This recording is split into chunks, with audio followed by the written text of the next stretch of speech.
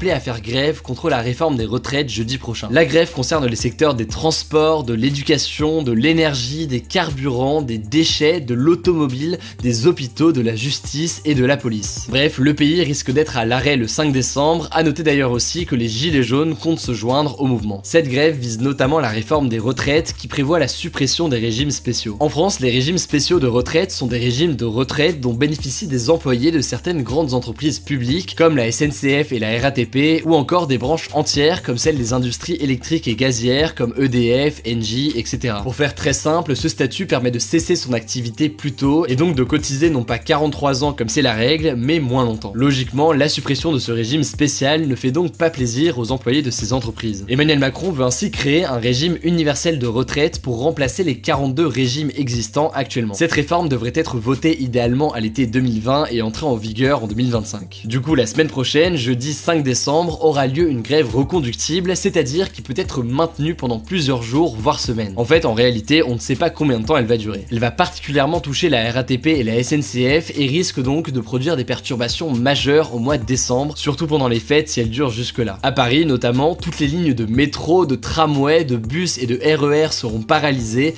excepté les lignes 11 et 14 qui sont automatisées. Du côté de la SNCF, des perturbations devraient affecter le trafic des grandes lignes des TGV et des TER dans 13 régions. Les grévistes auront l'obligation de se déclarer 48 heures avant le début du mouvement et des remboursements seront prévus pour les voyageurs subissant des annulations de trains SNCF. Bref, du coup, voici quelques conseils à appliquer pour éviter les perturbations. Déjà, logiquement, misez le plus possible sur le vélo ou encore le covoiturage si besoin. Attention si vous comptez sur les VTC, puisque lors de la dernière grève, les tarifs des VTC étaient très élevés dû à une forte demande. Enfin, pour ce qui est des trottinettes et autres appareils en libre service, eh bien ils étaient très souvent déchargés à la mi-journée. La dernière actu de la semaine, c'est donc la consommation d'alcool des Français. D'après la Commission européenne, nous sommes le deuxième pays le plus consommateur d'alcool en Europe, juste derrière les Lituaniens. Cette consommation élevée s'expliquerait notamment par la faible taxation du vin dans notre pays. En 2017, la consommation d'alcool en France était donc en moyenne de 11,7 litres d'alcool pur par adulte. En comparaison, les Suédois sont parmi les plus faibles consommateurs d'alcool en Europe, avec 7,1 litres d'alcool par adulte en moyenne chaque année. La seule bonne nouvelle, c'est que cette forte consommation française a tout de même tendance à diminuer. Elle était de 23,2 litres en 1970, de 20,1 en 1980,